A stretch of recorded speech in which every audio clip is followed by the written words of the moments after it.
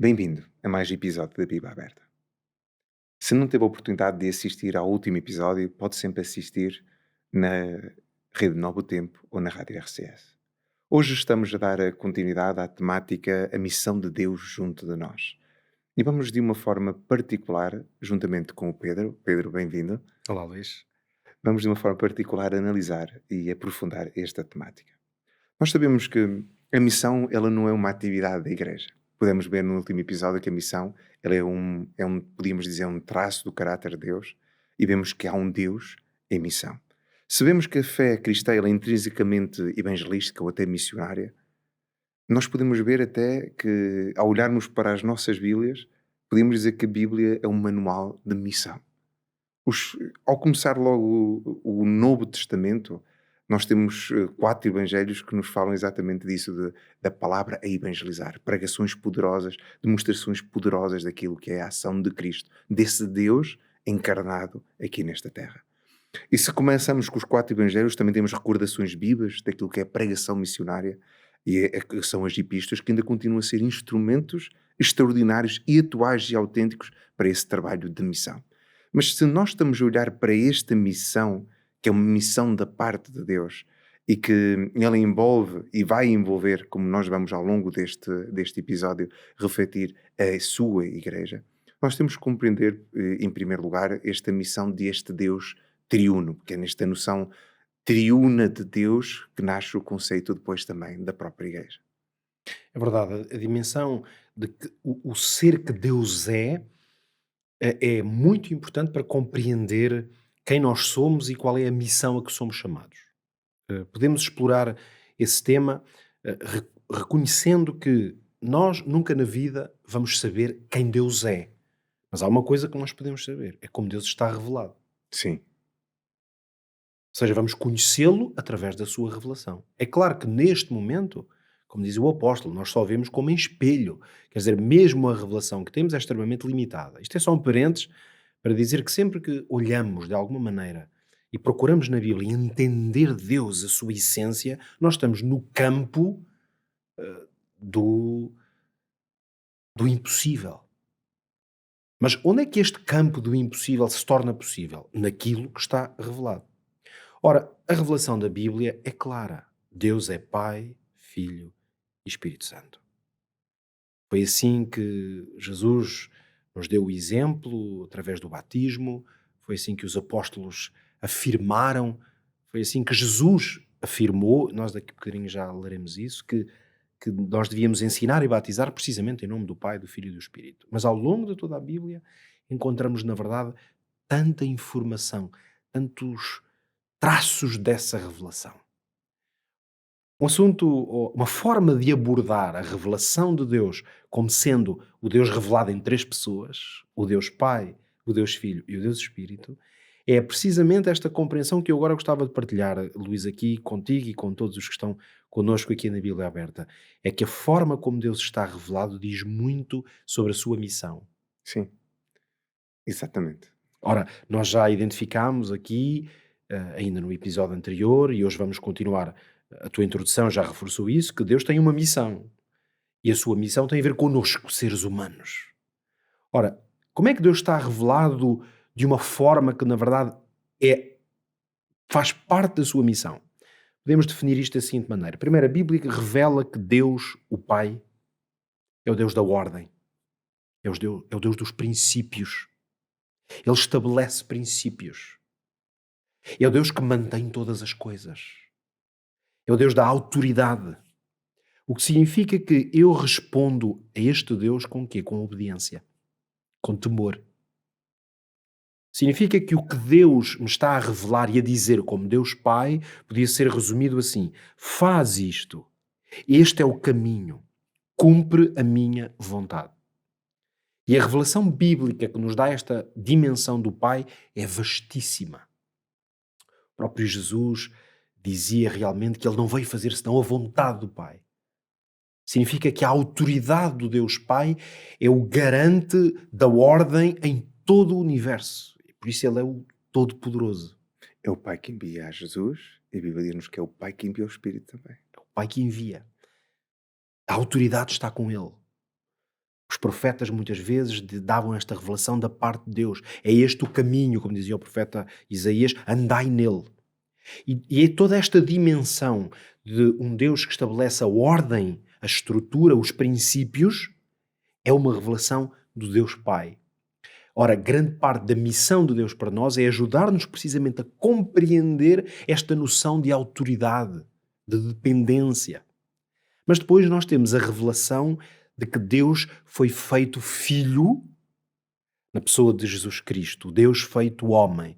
Ora, o filho é o Deus do exemplo. Jesus Cristo é o Deus da proximidade, é por isso que ele é o irmão.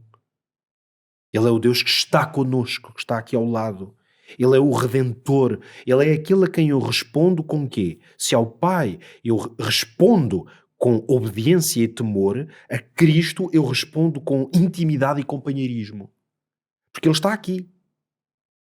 O que significa que numa formulação, numa interjeição, podíamos dizer, sobre o que Deus nos diz, a revelação do Deus Pai, já disse, é faz isto, ou este é o caminho, anda nele. Jesus Cristo diz, faz como eu, anda comigo, ou segue o meu exemplo. E agora, a Bíblia revela que Deus é Espírito, na pessoa do Espírito Santo. E o Espírito Santo é o Deus que tem poder. É o Deus que revela, que mostra, que convence. É o Deus que inspira. É o Deus em nós, que age de uma tal maneira em nós, com virtude, como dizia Jesus, descerá sobre vós a virtude do Espírito Santo, que a única resposta possível a esta virtude é o quê? É a ação. É ir. É procurar fazer, construir. No fundo é construir com Ele. É por isso que a interjeição, que podemos resumir toda esta revelação bíblica sobre o Espírito Santo, é que Ele é o Deus que me diz, tu podes. Vai, porque eu vou-te dar poder. Tu és capaz. Tu és capaz porque eu te capacito. Então nós temos o Deus que está acima de nós, a autoridade plena, o Pai. Nós temos o Deus que está entre nós, o amigo, o irmão, o companheiro, aquele que eu vejo, que eu posso ver o seu exemplo. E nós temos o Deus em nós, que é o Deus que nos leva, que nos faz avançar. Ora, a missão de Deus, portanto, está representada aqui, porque tudo isto é o que Deus quer para nós. Então Deus conecta-se connosco destas três formas. Esta é a conclusão prática. Deus conecta-se connosco e é para nosso bem, portanto, é um propósito de bênção que Deus nos diz por onde devemos andar. Deus nos dá estatutos, orientações, mandamentos, advertências. Isto é Deus a cumprir a sua missão. Mas Deus também está a cumprir a sua missão quando diz, segue o meu exemplo, faz como eu. Jesus disse diversas vezes, isto que eu fiz agora foi para o vosso exemplo, façam-no também. Eu vos dei o exemplo para que vós o façais também. Ou João, o apóstolo, que dizia na sua carta, tal como ele andou, andai vós também. E finalmente temos o Espírito que nos diz, ok, eu vou-te dar poder. E a pergunta é esta, poder para fazer o quê? A resposta, nesta visão de Deus, é muito simples. Aquilo que o Espírito nos dá o poder para fazer é para seguir o exemplo de Jesus a cumprir a vontade do Pai. Sim. Nós vemos que a revelação da divindade, se assim podemos dizer, este Deus, apesar da palavra Trindade não aparecer na Bíblia, temos um Deus tríuno, Deus Pai, Deus Filho e Deus Espírito. E a revelação dessa divindade vai, na verdade, em termos desta missão da parte de Deus. Cada um tem o seu papel na missão. Cada um tem a sua função. E cada um é revelado no momento certo, à medida que a missão Se vai desenvolvendo. E é curioso que este Deus missionário, esta missão da parte de Deus, a palavra missão ela vem do latim da palavra misseo, e ela significa o ato de enviar. E vemos o Pai enviar o Filho, o Pai enviar o Espírito. E quando o Filho está aqui no nosso meio, vemos também o Filho fazer algo extraordinário antes dele morrer. Peço desculpa, não é antes dele morrer, é depois de ele ressuscitar. Ele diz, toda a autoridade me foi dada no céu e na terra. Mas vamos ler esse texto, se calhar, em Mateus capítulo 28, e aqui a partir do versículo 16 até ao versículo 20. Mateus 28. Diz assim, seguiram-se os 11 discípulos para a Galileia, para o monte que Jesus lhe designara. E quando o viram, o adoraram, mas alguns duvidaram. Jesus, aproximando-o, falou-lhes, dizendo: Toda a autoridade me foi dada no céu e na terra. Ide, portanto, fazei discípulos de todas as nações, batizando-os em nome do Pai, do Filho e do Espírito Santo, ensinando-os a guardar todas as coisas que vos tenho ordenado, e eis que eu estou convosco todos os dias até à consumação dos séculos. Nós vemos aqui Jesus a tomar a sua apresentação, dizendo: Toda a autoridade me foi dada no céu e na terra. Portanto, ide e fazei discípulos. O Pai dá a missão ao Filho. Toda a autoridade lhe é dada no céu e na terra. A seguir, vemos o mandato de Jesus a fazer discípulos de todas as nações, com o propósito central deste texto dizer-nos como é que nós os tornamos discípulos. Batizando-os em nome do Pai, do Filho e do Espírito Santo. Ou seja, estamos a batizar as nações em nome deste Deus triuno, em nome deste Deus missionário. Ensinando-os, diz-nos, a guardar todas as coisas que vos tenho ordenado. Ou seja, ensinando-os a obedecer ao ensino da parte do Filho, que vinha da revelação da parte do Pai. E por fim diz-nos que Ele estará connosco todos os dias até à consumação dos séculos, isto é, o Filho promete sua omnipresença através da presença do Espírito Santo. Então, este texto é um bom exemplo desta conexão perfeita em termos de missão. Sim, E a beleza disto é nunca esquecer isto, é que a missão de Deus, em qualquer uma destas três dimensões, tem sempre a ver connosco, é para nosso bem. A missão de Deus é abençoar o ser sim, humano, sim. é fazer bem, é produzir o bem, porque o mal já nós temos muito. Suficiente. E na verdade, sem ele, se fosse na ausência de Deus, então nós só faríamos o mal.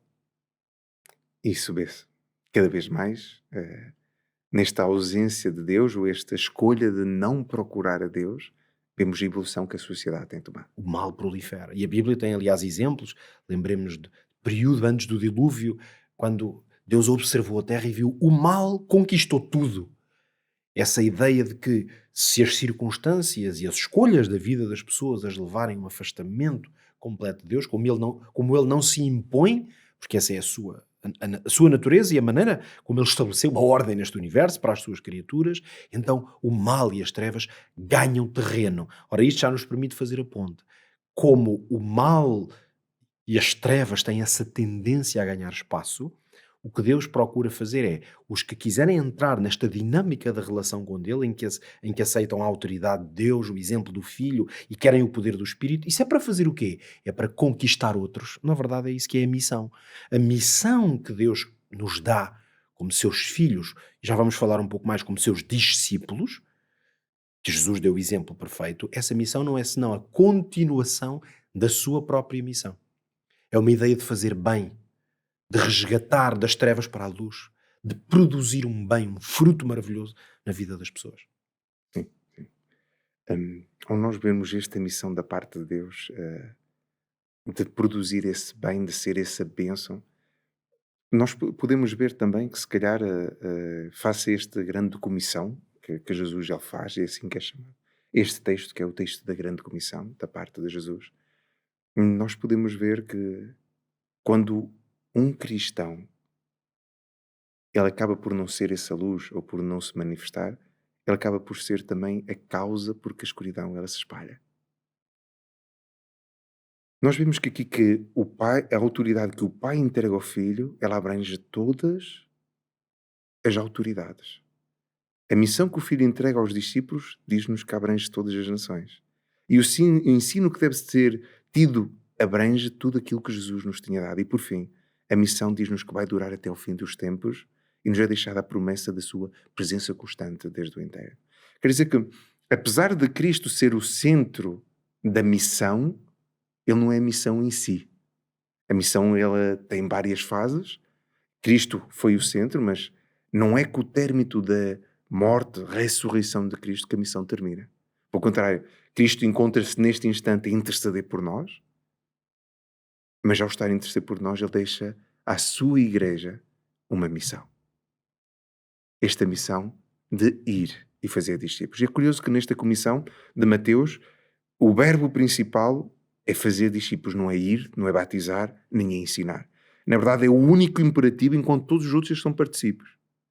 A construção até quiasca e gramatical nos leva à conclusão razoável e ao objetivo principal de que a grande comissão é mesmo fazer discípulo, enquanto batizar, ensinar, elas são apenas características deste processo de discipulado. E aqui podemos ver algo muito claro, que não é porque alguém é batizado que na verdade ele é um discípulo.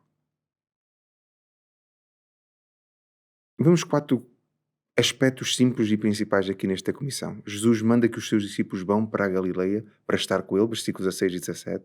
A seguir, versículo 18, Jesus vai ter com eles, declarando-lhe a sua autoridade e a sua soberania. E Jesus, então, aqui no versículo 19 e 20, ele vai comissionar os seus discípulos para uma tarefa muito específica, esta de fazer os discípulos. E Jesus promete estar com eles. Agora, ao nós olharmos para a igreja como este veículo, nós vemos que a igreja existe porque Deus, ele ainda tem uma missão a ser cumprida. A igreja não é em si a causa da missão de Deus, mas a igreja acaba por ser um veículo utilizado por Deus para o cumprimento da sua missão. Se calhar, Pedro, podíamos olhar para esta grande comissão e tentar compreender quais são as suas implicações para nós nos nossos dias também. Penso que a dimensão, poderíamos talvez aprofundar um pouco essa dimensão que tu explicaste aí muito bem, sobre a ideia do fazer discípulos ser realmente o centro dessa comissão. Uhum. E o resto são esses princípios que nós podíamos dizer quase num gerúndio, que é fazer discípulos como indo, batizando, ensinando. Portanto, esses são instrumentos, quase, Sim. quase que podíamos dizer que a lista até poderia ser maior, como se não fosse exaustiva. Dificilmente alguma lista na vida é exaustiva, tem tudo. Se não fosse Jesus já tê-la dito, se calhar nós já tínhamos alterado. Exatamente. Portanto, nós usamos-la como referência. Exato. É um pouco como a sua oração. Ela é uma referência, ela é o padrão. Não quer dizer que aquelas palavras são definitivas e que não se pode dizer nenhuma outra. É nesse sentido que os instrumentos que são utilizados para ir, para batizar, para ensinar, eles estão ao serviço dessa grande causa, desse grande propósito, que é multiplicar o número de discípulos. Isto é, na verdade, a essência do que Jesus veio fazer a esta terra. Se não pensa no seguinte, o Evangelho de Marcos, por exemplo, vou citar, o Evangelho de Marcos começa dizendo o seguinte, a seguir à descrição de João Batista, diz que Jesus foi para a Galileia e começou a pregar Pois. o Evangelho do Reino de Deus, dizendo: o Reino de Deus está próximo, preparem-se. Depois do apóstolo ter explicado precisamente qual era a natureza da proclamação de Jesus, que era sobre o Reino de Deus estar a manifestar-se, o resto a continuidade do capítulo 1 de Marcos, o que é que vai dizer? Que Jesus começou então a agir para a realização concreta desse propósito. Começou a chamar discípulos. A chamar pessoas, vamos dizer, a chamar pessoas para delas fazer discípulos. Então, a narrativa o que diz é que ele primeiro passa por André, Pedro, e diz-lhes: venham comigo, eu vos farei pescadores de homens. E eles largaram tudo e depois encontraram, primeiro André, aliás, depois encontrou Simão. E ele volta a juntar depois João e Tiago. Então nós percebemos ali naquele pequeno movimento inicial que o padrão de Jesus já estava definido. O reino de Deus, portanto, é um espaço, se quisermos, para o qual Deus quer conquistar mais e mais pessoas. Então, as pessoas que se juntam a esse propósito, é aí que está a missão. Essas pessoas são aquilo que a Bíblia depois vai acabar por explicar e construir melhor como a ideia de uma igreja, que não é mais do que isto. É um conjunto de pessoas que entraram numa dinâmica de discipulado. O discipulado é uma dinâmica da relação com Deus e com os outros. É isto. É isto que faz de mim um discípulo. Sim. Portanto, eu tenho um mestre, estou em permanente conexão com o mestre, é ele que me inspira, é ele que me ensina, quase que podíamos voltar a ligar ao Pai, ao Filho e ao Espírito. Eu estou em conexão com esse Deus que me dá essas 3 dimensões, o que eu devo fazer, o que é certo, um exemplo para eu encarnar e o poder para conseguir fazer isso, eu estou em conexão com ele. Só que eu não vivo num santuário qualquer, numa capela, numa igreja. Não estou lá escondido nessa conexão, a tentar ganhar uma conexão qualquer única. Não, eu na verdade vou. Que é a praia e o mar, é esse lugar onde as pessoas estão, nos seus trabalhos, nas suas vidas, são no fundo as pessoas com quem eu me conecto também, no meu trabalho, na minha família, na rua, nos clubes, nos lugares que eu frequento, eu conecto-me. E então essa conexão leva-me a tentar influenciar essas pessoas à mesma experiência. E há uma grande lição que nós percebemos aqui, é que quando olhamos para todo o ministério, no fundo toda a vida de Jesus enquanto esteve aqui na Terra, foi exatamente esta estratégia, se quisermos, que ele seguiu continuamente. Uma tremenda conexão com o Pai, e portanto nós vemos isso continuamente. Ele ia à parte para orar, ele passava noites em oração, ele dizia agora tenho que ir um pouco estar com o Pai, não é? Então essa conexão com o Pai era permanente, mas não era para fazer dele um guru que estava isolado a algures. Não, ele estava, na verdade, era quase sempre com pessoas, em conexão com as pessoas, a chamá-las para o reino de Deus. Ele estava sempre a fazer isso, que é ir a todas as nações. No caso, era acho que ele podia fisicamente, que estavam à sua volta. E essa influência que ele tinha gerava esse movimento de pessoas quererem se conectar com ele e, através dele, conectavam-se a Deus. Está aqui o exemplo perfeito. E este é mesmo perfeito, nós nunca vamos conseguir fazê-lo perfeitamente, mas está aqui o exemplo perfeito do que é esta dinâmica de discipulado ao qual o próprio Deus nos chama a sermos continuadores desta missão. Sim. Sabes, Pedro, eu um dia ouvi alguém dizer que a grande comissão estava ali, mas foi só para os discípulos da altura. Mas quando nós olhamos para o texto, vemos que esta grande comissão ela era impossível eles cumprirem na altura. Porquê? Porque eles não podiam ir a todos os lugares do mundo. Portanto, vemos que logo de seguida a vida deles nem lhes deu a oportunidade, ou antes, o tempo que tiveram de vida não lhes deu a oportunidade de cumprirem essa missão. Quer dizer que essa missão ela vem se tornar a missão de todos os discípulos. Quer dizer, quando Jesus ele aparece e diz toda a autoridade me foi dada, eu vos envio, ele na verdade está a enviar também a cada um de nós.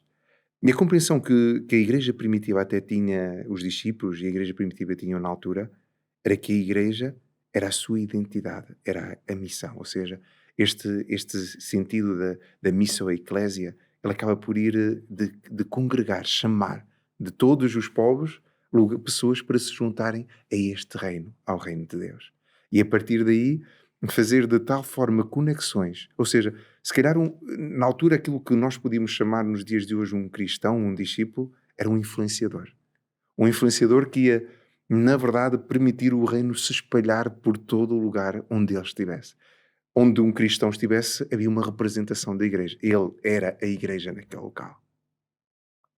Eu tive a oportunidade de até juntar aqui um pouco as grandes comissões que foram feitas em Mateus, a que acabamos de ler, mas também a de Marcos, a de Lucas, a de João e a de Atos.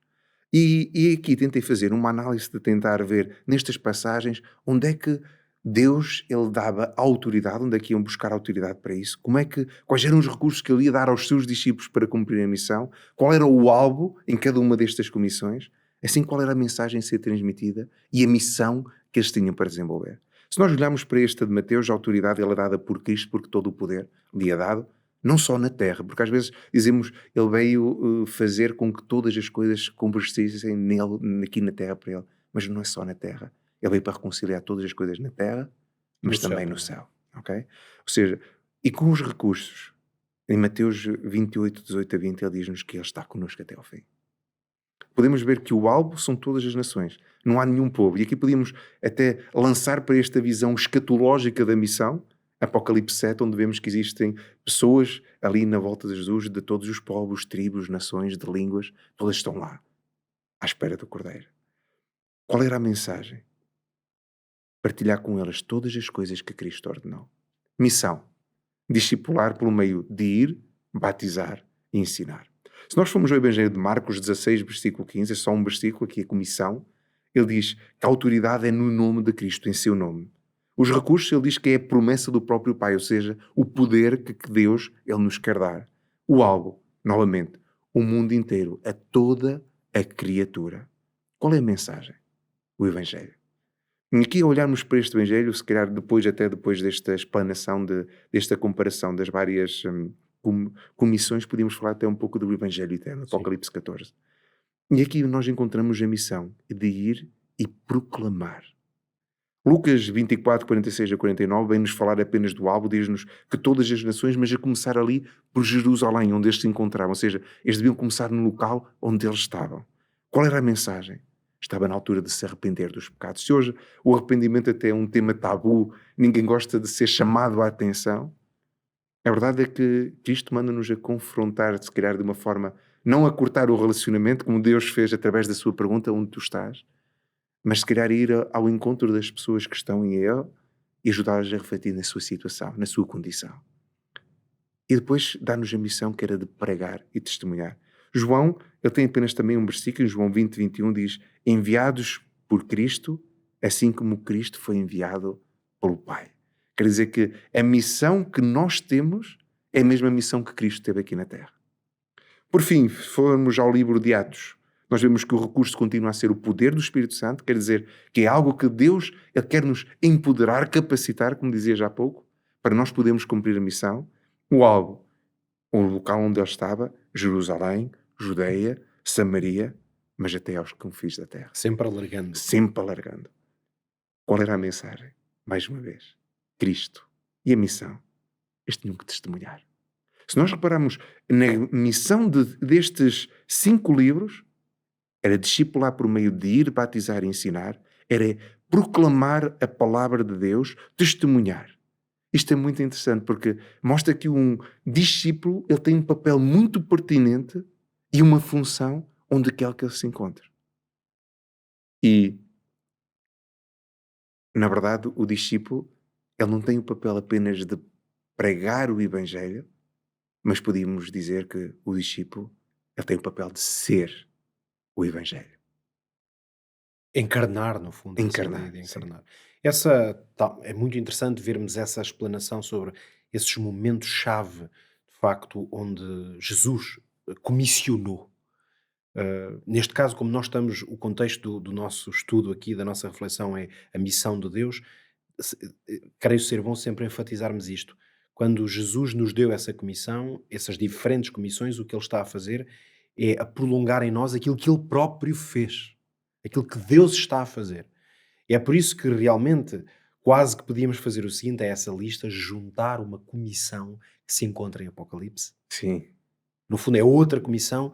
Qual é a diferença entre elas? Por isso, essas de facto precisam de ser lidas juntas, porque elas estavam a ser dadas no contexto dos discípulos de Cristo e do que eles agora iam fazer.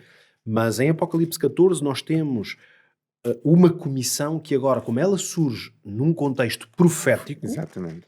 ela aponta para um outro tempo e é a prova de que a ideia de prosseguir essa comissão não era para os discípulos de Cristo apenas, mas para os de todos os tempos. Ora, Apocalipse 14, versículo 6, o que é que nos vai dizer? Vi outro anjo voar pelo meio do céu, tinha o evangelho eterno, para proclamar aos que habitam sobre a terra e a toda a nação, tribo, língua e povo. E é interessante que este anjo, que nós vamos entender que no contexto, na verdade, é uma forma de expressar a realidade do que os discípulos precisam de fazer. Portanto, na verdade, os discípulos de Cristo são o anjo que voa, A palavra angelos quer dizer enviados. Não é? aquele que é enviado. Portanto, estamos no perfeito contexto de missão. Esses são enviados para fazer, portanto, poderíamos fazer quase a mesma leitura Os que fizeste, mensageiros. com esses critérios, não é, que tu aí definiste bem. De facto, nós temos aqui qual é o âmbito da mensagem, qual é a missão que é dada, que é precisamente proclamar, e nós identificamos qual é a mensagem. Ela aqui é designada por Evangelho Eterno. É interessante porque nós, ao longo de todo o Novo Testamento, vamos tendo diferentes dimensões do Evangelho. Sim. Jesus, ele próprio, há bocadinho me referi, fala do Evangelho do Reino de Deus. O apóstolo Paulo, por exemplo, refere-se ao Evangelho da Luz. E aqui em Apocalipse temos o Evangelho Eterno.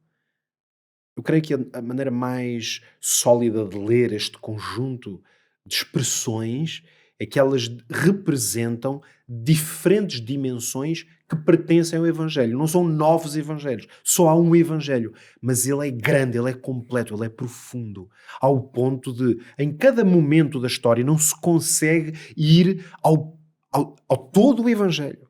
Em cada momento em que as pessoas vivem, é impossível discernir a plenitude deste Evangelho. É por isso que, à medida que a missão vai sendo confiada para diferentes épocas e momentos da história, é como se o Evangelho pudesse ser alargado para o compreendermos mais plenamente. Neste caso, o Evangelho eterno é o Evangelho, é a mesma mensagem, é Cristo, como dizia o apóstolo Paulo aos Efésios, não aos Coríntios, não há outro fundamento, nem vou pôr outro fundamento, senão aquele que já está colocado, Jesus Cristo. Esse é o Evangelho. Só que o Evangelho aqui é designado como eterno, porquê? Porque ele é dado para um tempo em que a proclamação destes anjos, destes discípulos, é uma proclamação de consequências eternas. Ou seja, o contexto da advertência, vamos usar aquela palavra forte, podemos explicar, forte no sentido de, é o contexto escatológico, Sim, que é o mesmo que dizer o quê? É o Evangelho a ser proclamado no tempo do fim, que é uma designação profética que nasceu lá com o profeta Daniel e que depois Apocalipse explora muito bem, que é uma designação para referir o quê? Que em termos das grandes etapas proféticas, o tempo do fim designa aquela etapa na qual não há nenhum outro acontecimento digno de registro em termos das grandes sequências históricas no mundo, a não ser a volta de Jesus. Esse é o tempo de Jesus. É o tempo do fim. O que significa que o Evangelho eterno é aquele que tem que ser proclamado em advertência para o final. Então, as suas consequências são eternas, nesse sentido. A sua proclamação, ela tem uma emergência, se quisermos, uma urgência, que a outra proclamação do Evangelho, seja ela em que tempo for, não tinha. E por isso depois vêm então estas tremendas e maravilhosas, na verdade, as maravilhosas mensagens dos anjos, que são o quê? São a essência do que precisa de ser dito, a essência do que hoje muitas pessoas precisam. Precisam de compreender a solenidade do tempo em que vivemos. Precisam de compreender onde estão aqueles que enganam sobre o tempo em que vivemos e que nos podem tornar desatentos. E, portanto, além disso, é também uma advertência para a realidade de que temos que fazer escolhas. É isto que está diante de nós. Entender o tempo em que vivemos, entender aquilo em que acreditamos, se está afirmado na verdade ou não, e entender que temos que fazer uma escolha. Então, é extraordinário perceber que o Evangelho continua a precisar de ser proclamado, logo, continuam a ser necessários discípulos, portanto, homens e mulheres, que são aqui continuadores da missão de Deus. sim. É muito curioso esse papel, porque se os discípulos eles tinham apenas a função, na altura, de proclamar as boas novas de Jesus ter morrido por nós, esse, esse acesso à salvação que nós temos direito, nós vemos que quando nos fala deste Evangelho eterno, e é curioso, porque logo a seguir o versículo 7, ele fala-nos um pouco sobre o que é esse testemunho. Ele diz: temei a Deus e dá-lhe glória, porque é chegada a hora do seu juízo. Adorai aquele que fez o céu, a terra, o mar e as fontes das águas. Quer dizer que se há uma mensagem de amor, uma mensagem de tentativa de reconexão, há uma mensagem também de advertência. Uma advertência, se calhar, para um momento na história onde nós podemos facilmente, no meio de toda a quantidade de trabalho que temos, ou de distrações cada vez mais acessíveis, de nos esquecer de temer a Deus. E de nos esquecer quem Deus é. Até às vezes como cristãos. Nós somos capazes de não tomar a oportunidade de refletir na nossa vida e nos pormos em causa no nosso relacionamento com Deus. E, na verdade, na verdade, não adorarmos o Deus que é revelado na Bíblia, mas adorarmos um Deus que é criado à nossa imagem. E ele começa por dizer: temei a Deus e dai-lhe glória. E depois ele fala-nos sobre: é chegada a hora do seu juízo. Quer dizer que se temos um Deus de amor, também temos um Deus que é justo. E este não é uma mensagem apenas de um evangelho eterno, ou seja, de um evangelho que Deus, ele fez tudo, este Deus em missão foi capaz de fazer tudo, mas é um Deus que agora tem que nos despertar. Que às vezes tem que nos sacudir e dizer: está na hora de, se este é verdadeiramente o caminho, se esta é a tua decisão para comigo, está na hora de despertar. E essa é, na verdade, a maior revelação do amor de Deus. Porque nós só advertimos e nos preocupamos e sacudimos aqueles que amamos. Porque se eu vir aí na rua uma pessoa que eu posso ter mais ou menos a impressão de que ela vai fazer uma coisa errada, se eu não conheço a pessoa, eu não vou meter com ela. Mas se for o meu filho, se for o meu filho, eu sou preciso vir que ele vai para um acidente ou que vai para um caminho errado, se for possível eu agarrá-lo e evitar, se for uma questão, uma circunstância dessas, eu faço. Se for em alguma escolha terrivelmente dramática para a sua vida, eu vou fazer tudo o que estiver ao meu alcance. Para advertir, para evitar. Porquê? Porque o amor impele-me. Uma pessoa que eu não conheço ou que sou incapaz de fazer alguma coisa, no fundo eu sinto-me neutro. Deus não está neutro em relação a nós. A carta a Laodiceia dizia que Jesus ama aqueles a quem repreende. Ou seja, a sua repreensão é a manifestação do seu amor.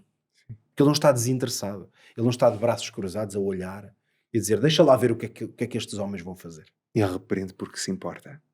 Isso importa, porque está profundamente preocupado e envolvido. É mais uma vez uma manifestação de que Deus está connosco. Sim. De que Deus está sempre a abrir portas e meios de escape.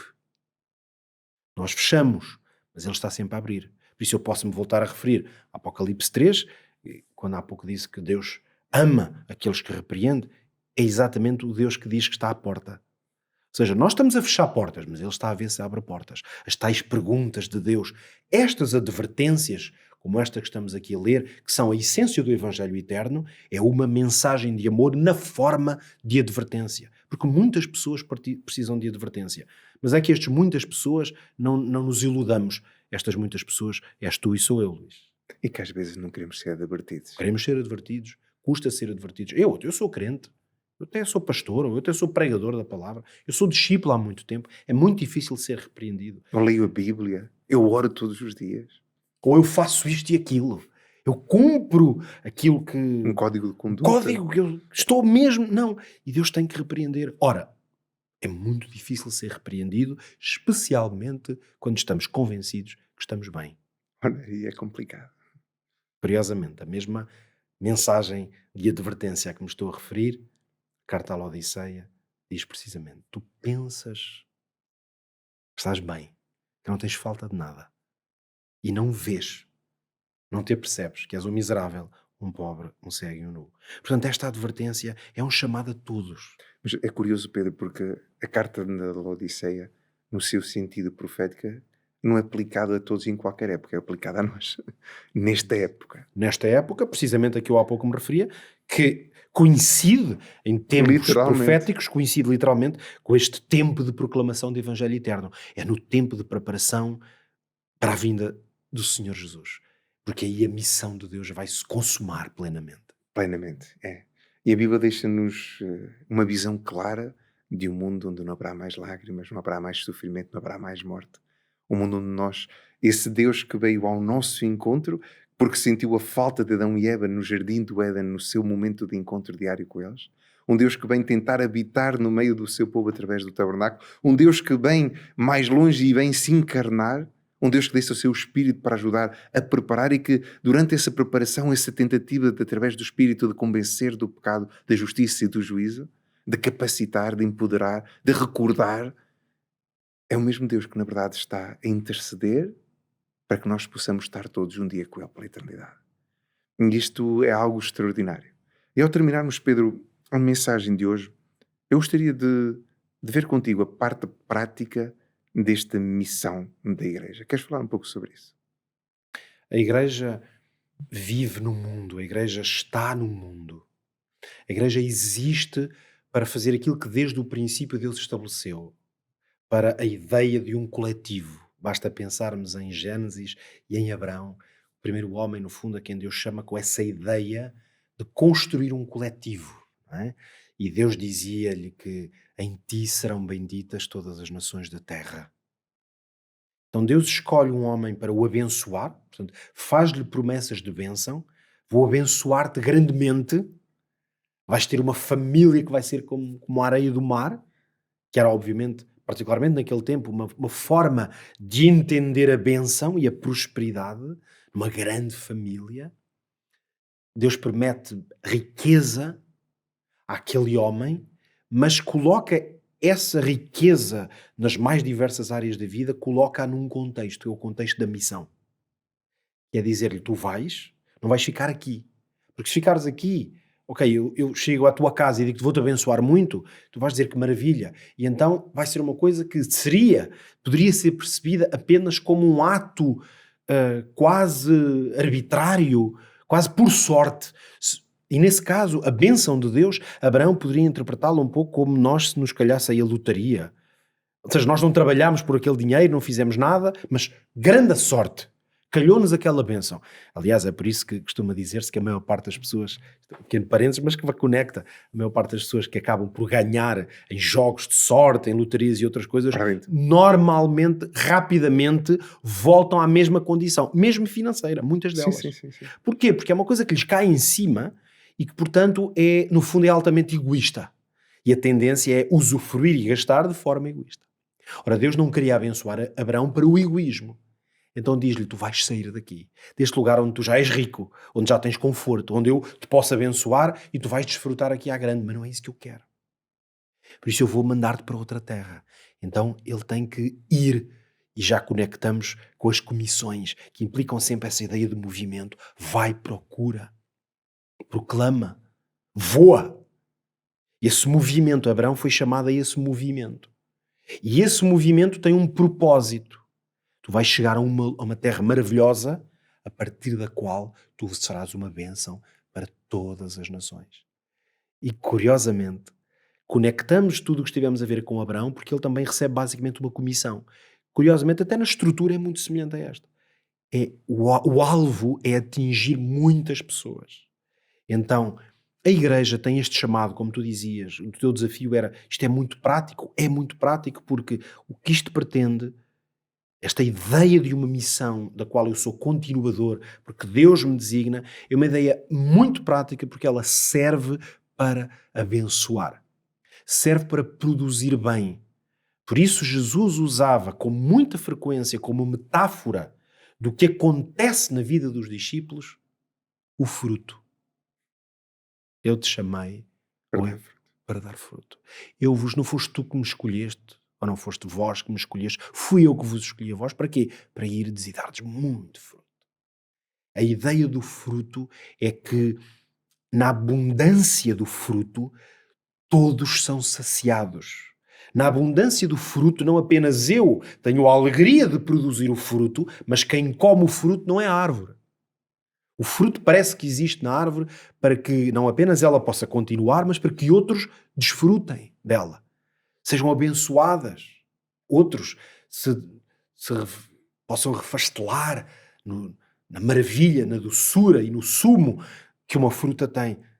O fruto representa a ideia de que aquele que é a seiva, aquele que é a videira, como dizia Jesus, aquele em quem eu permaneço, é que me dá vida, é que me dá essa força, essa qualidade, e depois eu dou fruto porque outros à minha volta vão ser profundamente abençoados. É por isso que o Evangelho e a ideia de igreja é profundamente prática, porque existe e foi dada para ser uma bênção, para espalhar o bem.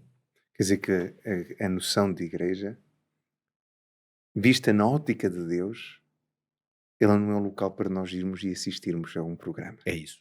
Não é um local onde a missão, ele é ou uma saída de missão, não é apenas uma atividade ou um evento, mas é uma realidade constante e ativa dia a dia. Porque senão o chamado era para sermos espectadores ou consumidores. Mas somos chamados a ser Discípulos. discípulos. A igreja existe porque Deus ainda tem uma missão para completar. E quem sabe você faça parte dela, é uma certeza, se é cristão. E o convite é nós não sermos apenas espectadores, mas sermos discípulos. Há uma comissão. E essa comissão não implica ficar sentado no nosso lugar confortável. Se bem que podemos ficar sentados e quem sabe possa até pegar no seu telemóvel e enviar uma mensagem a alguém com um versículo bíblico. Ou então a dizer que, olha, eu recordei-me de ti. Tenho saudades de falar contigo. Eu gostaria de te ver novamente perto do Senhor. Quem sabe este Deus que nos convida a ser uma bênção, Ele nos queira abençoar mais do que aquilo que estamos a ser, através da sua missão. Ele vem ao nosso encontro. e Ele espera por si e por mim. Até à próxima, até ao próximo episódio da Bíblia Aberta.